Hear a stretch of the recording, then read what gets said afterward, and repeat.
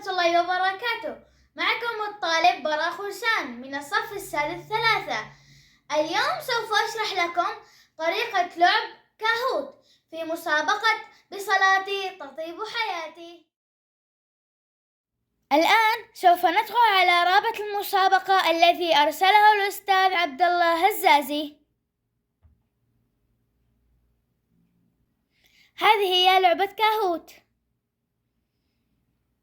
بالبداية نكتب الاسم. الآن بعدما كتبنا الاسم هيا لنبدأ سويا. ومن شروط المسابقة السرعة بالجواب لكي نحصل على نقاط أكثر. الصلاة هي الركن الثاني من أركان الإسلام. هذه هي الإجابة الصحيحة. هيا السؤال الثاني. فرضت الصلاة ليلة الإسراء والمعراج في السماء.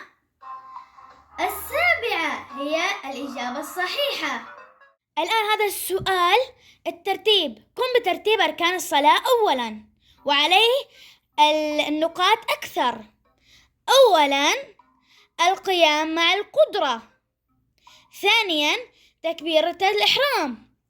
ثالثا قراءة سورة الفاتحة. رابعا الركوع.